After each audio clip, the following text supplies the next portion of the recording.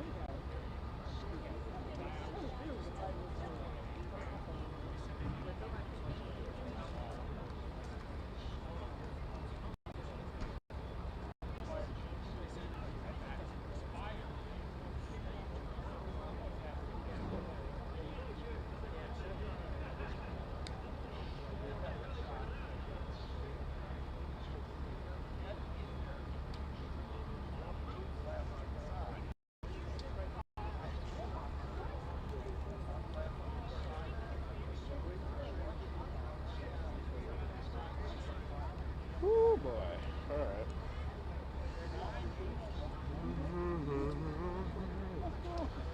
Let's see. Let's see here. Make it all fall over. Yeah. Won't I be the? I will definitely be that person.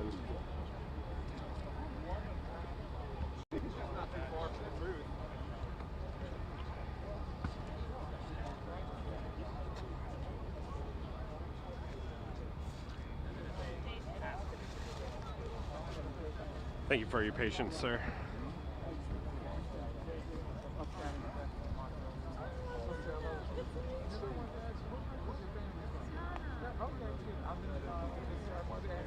I'll deal with that.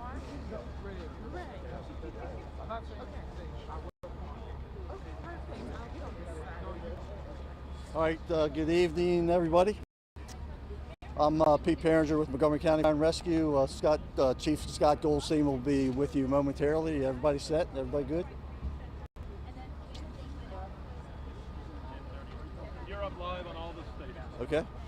And we'll be also joining the chief is Chief Jones, Police Chief Jones, and Police Chief Siraka from Gaithersburg.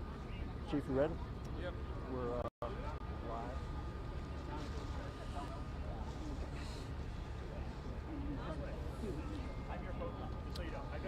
Alrighty. Thank you all for your continued cooperation, and as we joined here with Chief Marcus Jones, Chief Soroka, Greg Wims with the Upper County Reach Center, and Patrick Campbell from Health and Human Services, we're here to provide you an update since 2 o'clock. No significant changes since 2 o'clock. Okay? No significant changes since 2 o'clock. The operations on the scene, as you may have observed, have changed significantly. The gas had been shut off. The smoke production has reduced in the building at the explosion site, but there will still be smoldering fire and smoke conditions in that building for quite a period of time. The apparatus is moving away from the front of the building so that a crane can be brought in and set in front of the building along the front of 826 and 828. A lot of other resources have been brought to the scene, lights, porta potties, fencing, to enable the operations to support it here at night and to continue. The operations here tonight will be limited to an overwatch. That is our term, that we're watching the building, making sure that the smoldering fire does not grow and that the circumstance stays in a very stale and contained state. There will be security provided by the Gaithersburg City Police Department for the entire complex and the area of those 4 buildings that are impacted. Again, those 4 buildings remain evacuated. As you saw the ride-on buses here earlier, the residents have left the area here, and Board Park, the shelter, is open, and the residents are at Board Park.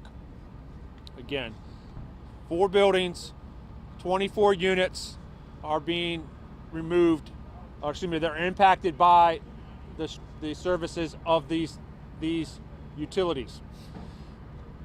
The operations here remain as we get back to assisting the residents in Building 24, and the residents in Building 30 get their belongings.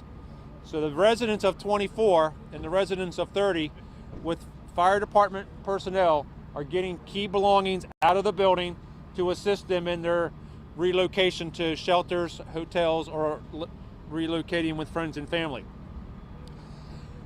Patience. Nothing has changed on the number of people that were transported. I do not have an update on the criticality or this medical condition of those that were transported earlier in critical condition. Hope to have that at our next time. Conclusions. Investigative activities. Please understand this is practically only 6 hours to 7 hours into this event. It is too early to make conclusions, too early to make information about what caused this, what contributed to this, and what is what caused this, what contributed to this, and how this occurred. Very skilled team of folks from county agencies, federal agencies, and the city are here working together. Pass on questions from last time. One of the questions last time was, what interactions, what communications has the property management had with prior gas concerns in this structure? We have talked with property management. There is no reported work by them or no issues addressed by them in these buildings, and I refer to the 4 buildings that I've used before, in the last 2 weeks. I'm repeating, no gas concerns, no work responded to by property management in these 4 buildings in the last 2 weeks. Let me go back to my event on September 22nd that fire rescue was at, and I told you we were looking at that report and getting more information on that. September 22nd, fire rescue responded for a gas leak in one of the apartments in 826. Indeed, we found a leak at an appliance in the apartment. That leak was isolated. When I use the word isolated, that means we turned the gas off to the appliance. The leak was stopped, the circumstance was stabilized, and the hazard is removed. The fire department did not call Washington Gas on that incident because it was a problem with the appliance. Homeowner, occupant was advised to address it with an appliance vendor or associated contractor, but Washington Gas was not called by fire rescue on September 22nd in that event. Additionally, prior question was asked about tenant and building concerns. Okay? If a tenant in this complex or throughout the city of Gaithersburg has building or condominium safety concerns, they should contact City of Gaithersburg Permitting and Inspections Division Chief Robert Perkey. That's P-U-R-K-E-Y. His telephone number is 240-805-1075. 240-805-1075. And that is Robert.Perkey, P-U-R-K-E-Y, at GaithersburgMD.gov. Okay? That is what is available for the folks from City of Gaithersburg. If you're a county resident, contact 311, contact Housing and Community Affairs for concerns of similar nature. If you have a concern about gas leaking in your apartment. Any of the residents throughout the county and throughout the region have a concern. First, get out of the building. Second, call 911. Third, stay out until emergency personnel arrive on scene. I want to repeat the message that I said at 2 o'clock about this complex. All of the buildings in the 7 and 800 block even, that's the backs behind me on this side of that side of the street, all of those buildings had fire rescue personnel walk through the buildings and check for any common areas of the building, gas leak or gas concerns. And again, there were no concerns in the 7 or 800 block of Quince Orchard Boulevard.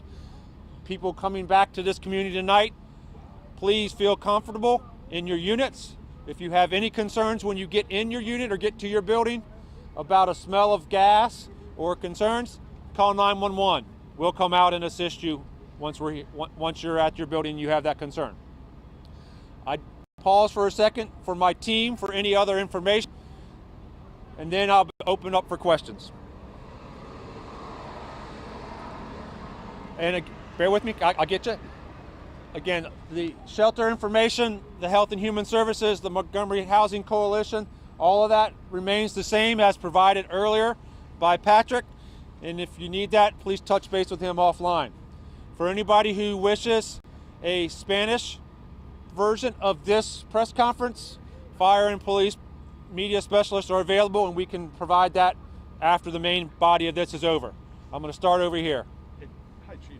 You talked about there were no smoke inhalation or burn injuries. May be difficult, but can you speak to what type of injuries your medics did see? I don't have that information, Bruce. Chief, for the September 26th incident, what building number was that again? It was in building 826. Thank you. Right behind Bruce. Do you have any update on the one unaccounted for person from 2 o'clock? No. So the question is any update on the accountability of the occupants in 826? No. That still remains an open issue. Still remains one unit unaccounted for in building 826. Can you say how many occupants I- and what floor that unit's on? Stephanie's question is can I say how many occupants were in that unit and what unit or what floor that is? Occupants? No, I cannot. It is in the building, Stephanie, and I don't have the information right now as to what unit that is in building in 826. You've said this already, but no searching tonight, right? You're just watching and guarding. Why? So, there were canine teams here earlier, as you saw, as we did with our previous incidents. That's both live find canine teams as well as human remains canine teams. I do not believe there was any indications from them. That's a very different circumstance than we had at Littonsville. Again, this building is extremely unstable.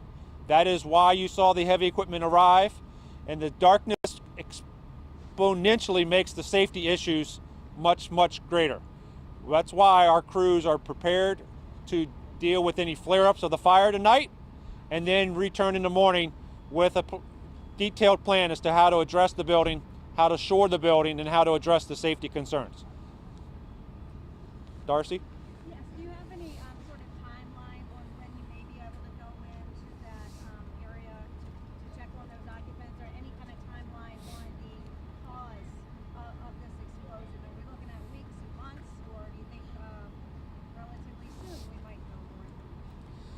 First question was timeline of getting into the building. Second question, timeline of origin and cause.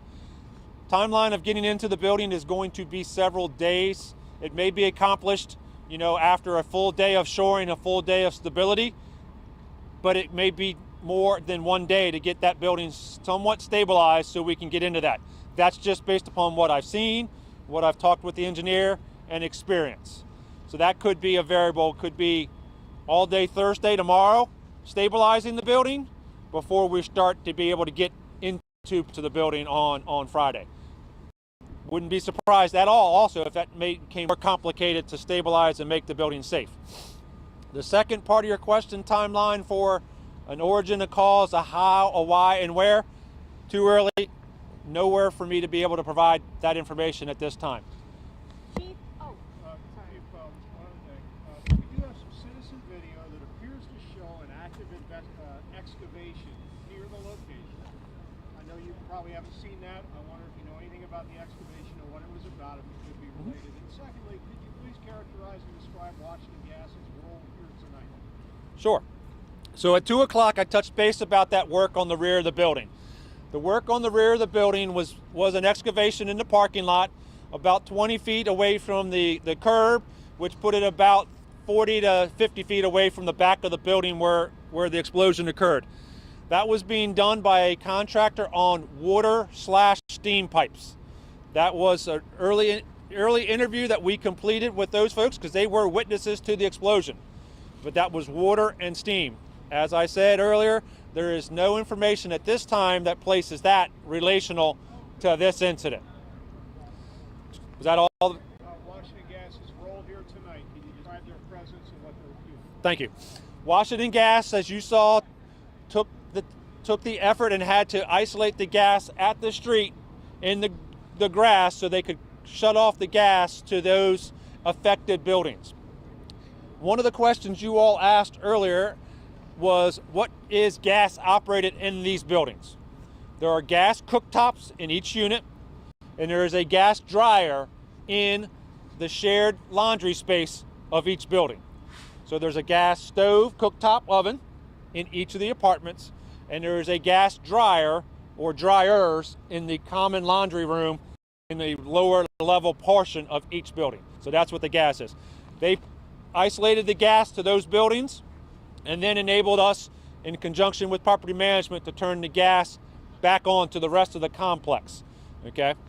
oh, Chief, I just, on the same note, is the one unit that remains outstanding the same unit that generated the 911 call on the 22nd?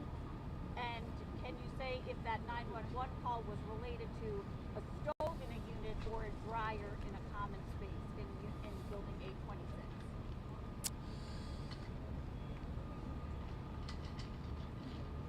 I don't have the information as to what unit it remains unaccounted for. So without that information, I can't attest to the association to the September 22nd event. The September 22nd event was in one of the terrace apartments, and it was with the appliance. And with the appliance in the apartment only being the stove, it was the stove problem. So I don't have the ability to tie today's unaccounted for to that terrace apartment. That may be information that we can get together and have for a later activity. Okay, thank you. I can only see a little hand. So. Okay, Cheyenne from DC News now. Now you said residents from 824 and 830 are going to be able to get back into their apartments and kind of gather some key belongings. What time do you see that happening, and how are you guys coordinating that? So the residents, statement was the residents of 824 and 30 were being allowed, or more specifically, firefighters were going into their units to get key belongings for them. That already occurred. That was in process and was being performed in the 4 o'clock hour, if not currently right now. And that is the goal, is to let those folks have their key belongings before they decide to leave for the shelter or leave for other accommodations. Chief, sorry, can you just clarify, did the dogs not hit anything, or were I the have dogs no not information. able to get I close have. enough? I don't know Okay. what the dogs provide. I'm sorry, go ahead. No, I just wanted to clarify that answer. Did the dogs not hit anything, or the dogs weren't able to get close enough to determine because of structural issues with the building? I don't have the information as to what their results were. Okay? If I said something differently, I'm sorry, but I don't know what their results were. Sorry. Darcy, I understand what you said. I'm trying. Okay. I should have been using my pad in front of me. We had no hits from the canines on this event, which is different than our Littonsville experience and 7 months ago. So correct, the dogs had no indications on this event. Sorry. Those are dogs that detect human remains and live folks. Different dog physically, but one of each. Yeah. Yes, correct. All right. Chief, do you mind just going through the night operations one more time? What we can expect to see from now going into the evening to early tomorrow morning? So night operations. Large equipment is coming in a crane will be placed in the parking lot in front of 826 to assist and be pivotal in the operations tomorrow morning. The fencing will be going up around the structure. Part of this driveway in front of 826 feeds the back half of those buildings and basically puts a barrier for those occupants getting their vehicles out and or having a drive path out of the building. In conjunction with City Public Works, a ramp and an alternative path has been produced for those folks to get their vehicles out. Almost all of them have driven out the other way that was provided, and they're now able to get their vehicles out and access that. So the crane will be coming, the fence will be coming and being put up, light towers will be put up to illuminate the scene, and law enforcement will be on site providing security, and at least 3 pieces of fire apparatus will be here providing an overwatch for the building throughout the night. First thing in the morning, crews will be back and we'll be making a plan for the operations tomorrow. All right. Anything else? Next briefing. Exactly. 10:30 is the next briefing of information. There will be media folks. This fine young man will be here in the morning if you want, information from Pete, but full update, next set of information will be 10:30 here on site. AM or PM? Hello. 10:30 tomorrow in the morning on site. Anybody want to be back at 10:30 tonight? Oh, okay. We'll be here. 10:30 in the morning on site. The last briefing of today. This is the last briefing of today. Any last words? Again, if anybody smells gas, get out, call 911, wait on the outside. If anybody has concern in this complex or any other complex, call 911 and we'll be there to assist. All right, thank you all. And if you need Oscar or Carlos, they're right over here and they'll be available for other information.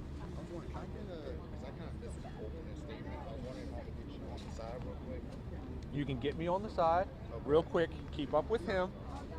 I'll be with him or you in about 5 or 10. Okay? I'm going to step back, stand so I don't fall.